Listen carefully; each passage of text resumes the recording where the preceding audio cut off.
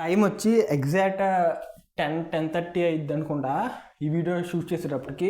ఎందుకంటే లైవ్ చూసాను ఇప్పుడే. మనకి ఈరోజు వారం వచ్చి గాంధీ జయంతి.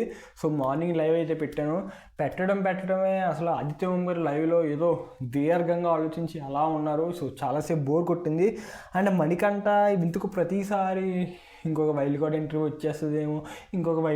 వచ్చేస్తుందేమో ఇదే దాంట్లో ఉన్నాడు. నాకు అసలు అదే నచ్చట్లా. అప్పుడు నిఖిల్ అన్నాడు వస్తే రానే ఏదైతే అప్పుడు వైల్డ్ కార్డ్ పంపేస్తాడు బిగ్ బాస్, ఇదే టాపిక్ తీసాడు. అని నాకైతే నచ్చదు. ఎందుకంటే మణికంఠ ప్రతిదానికి భయపడిపోవడం సో ఉంటుంది కరెక్టే. దాని గురించి నిఖిల్ కూడా పాయింట్ తీసాడు నామినేషన్స్లో. ఏమని తీసాడంటే ఈ వారం సేవ్ అయితే చాలు అమ్మయ్య, ఇలా అంటే మనోడని నాకు హై గోల్స్ ఏం లేవు. ఈ వారం చూసుకుంటాను, ఈ వారం ఇలాగే అనుకుంటాను. నేను 10th వీక్ 15th వీక్ ఉన్నా కూడా ఈ వారం సేవ్ అయితే చాలు అనే అనుకుంటాను అని మనోడు చెప్పాడు. సో మనోడు ఆట మనం ఏమన్నాం.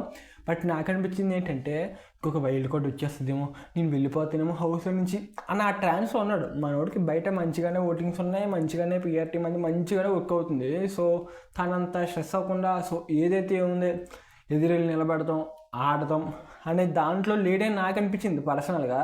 అండ్ మోర్ అవర్ నాగమణి కంటే కూడా అంటే హౌస్లో చాలా వరకు తాను నామినేషన్స్లో కూడా తన మీద ఒక పాయింట్ తీసి మాట్లాడారు. అక్కడ కొంచెం పృథ్వీకి వీళ్ళిద్దరికి మధ్య ఒక పాయింట్ మాట్లాడాలి. అది నేను మాట్లాడలేకపోయాను నామినేషన్స్ రోజునాడు. ఆ రోజు కొంచెం బిజీ ఉండే. సో దాని గురించి ఖచ్చితంగా మాట్లాడతాను. నాగమణి కంటే గేమ్ మీకు ఎలా అనిపించిందో కూడా కింద కామెంట్ చేసేయండి.